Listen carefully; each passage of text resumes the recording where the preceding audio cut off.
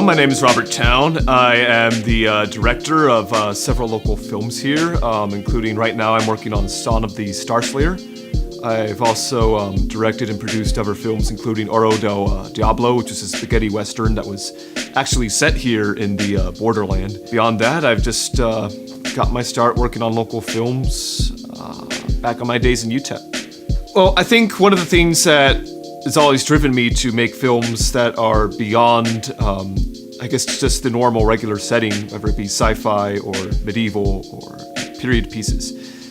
I think ever since I got started in filmmaking, I always wanted to do movies where it would be fun to experience being in an environment that's really not what we're used to, whether that be in a ancient medieval setting or a futuristic spaceship setting, or even in one movie I did that was in the modern setting, if you're fighting zombies in a in a military setting, or it's a fantasy setting. I think it's this childhood desire when you're playing with all your Lego toys with castles and stuff like that, to actually see that come to life.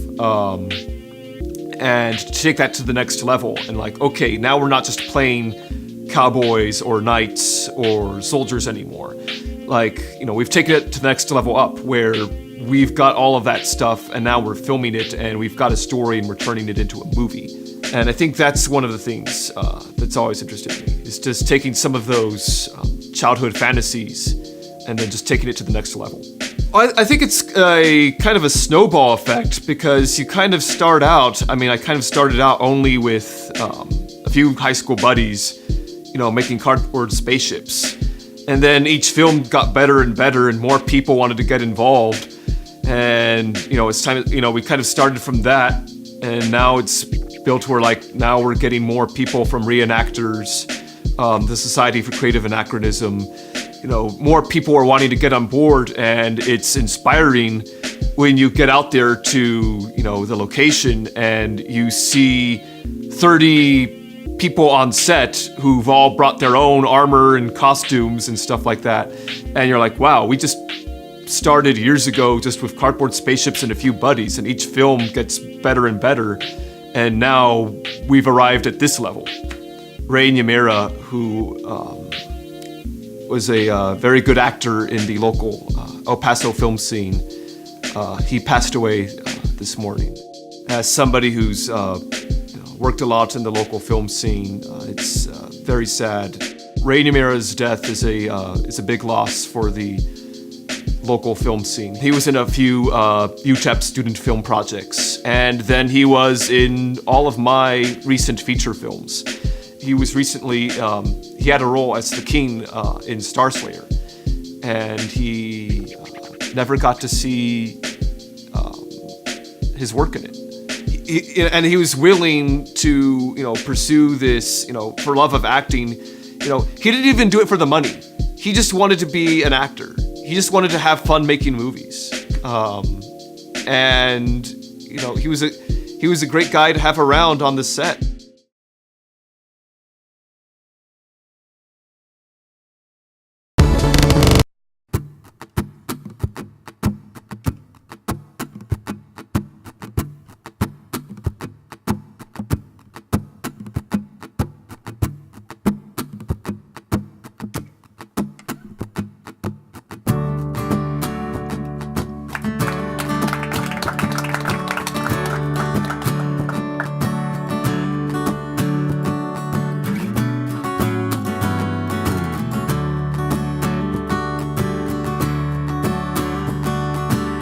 So it's called life.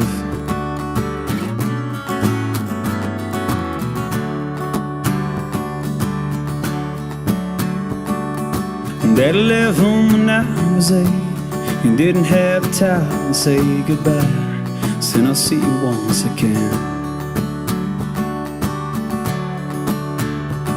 He had some broken hearts and a broken home, a single mom and a mortgage loan, and know how we miss him since he left.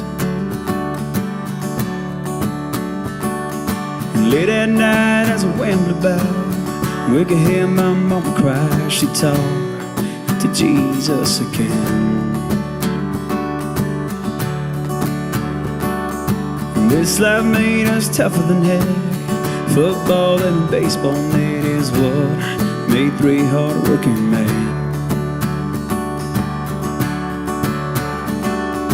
That's just life as the way it is. You can't change things you cannot reach, and I'm perfectly fine with that. One day when I'm graying old and I'm looking back and I'm looking home at the things that made me who I am, at the things that made me who I am.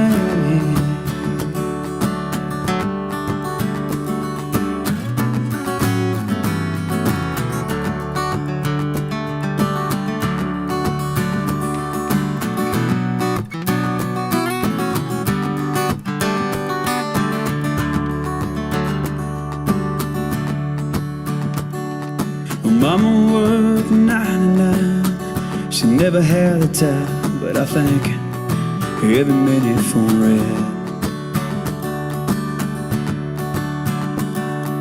Three boys, there's a lot of mouths to feed. A hard-working woman, she was indeed, and I thank every minute for it. 'Cause this life made us tougher than heck.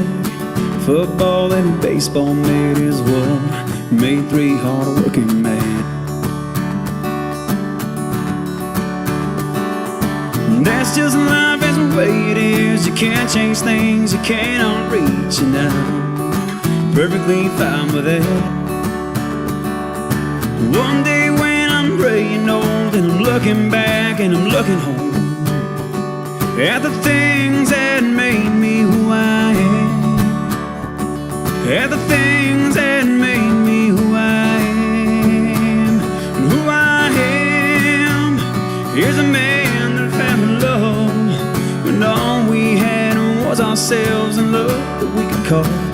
And who I am when the rain is falling down, I'm looking down and looking back at what made me who I am.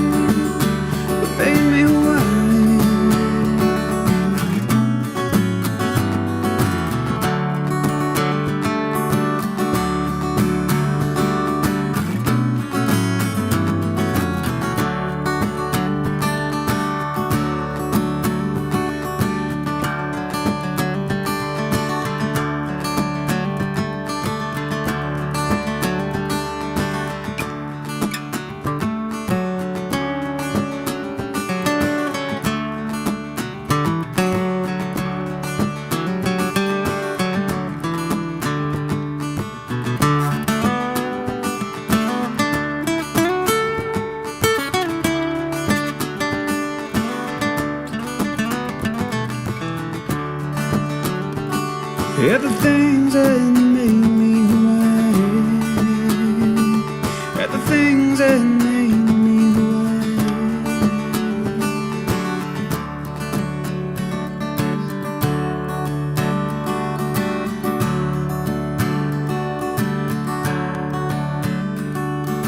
am. Dad left home when I was 8 and didn't have the time to say goodbye. Son, I'll see you once again.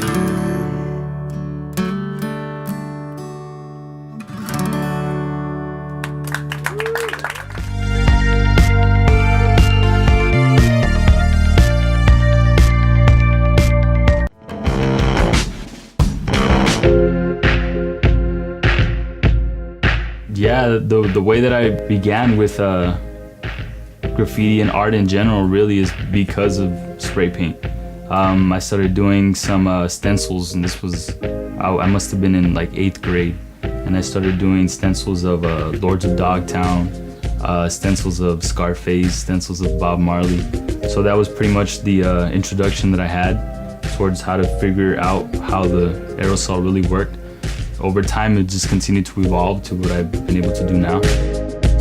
The planning that goes into it, first of all, I kind of think of a concept, something that I really like for the most part, which is it tends to stick to culture or traditions of some sort.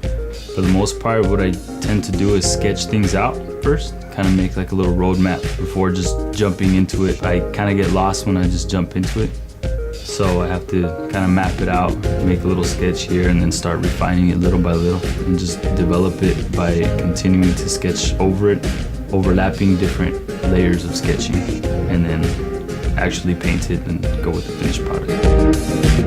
But my favorite medium would have to be painting, because it's loose. When you sketch, you have to be very clean, and when you paint, you do bigger strokes and you create a painting by you play with it a little bit, and it starts refining slowly as you keep adding paint and paint and paint. So the process itself it's large because you have to make the canvas and everything, but you get into it and you get lost within the way.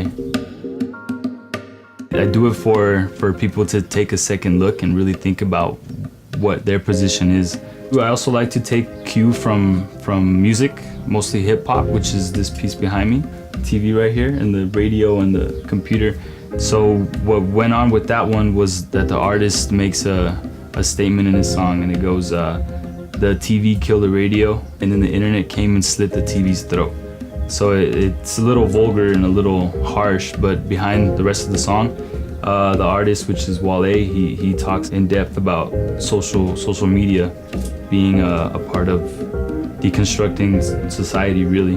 And I took that into consideration, which is exactly what I attempted to portray within it. Teachers that have influenced me, Mr. Andrews from high school, if it wasn't for him, I really wouldn't be pushing myself the way that I do now. And I really wouldn't be doing anything art related if it wasn't for that guy, really. Going to school kind of changed my perspective, so to speak. It just allowed me to view the world a little bit more openly, and to actually dissect what's going on around me. And not only that, but they've taught me to progress my skills a lot more than before, because before it was just nothing but, a little drawing, a little sketch, and now I can paint, I can draw, and manipulate many mediums that I otherwise wouldn't be able to. For kids that are out there trying to paint and trying to get themselves out, just don't stop. Just continue, even if it's something that you might not like, something that you might consider just trash. Put it to the side and get back to it sometime later. You might find some beauty in it.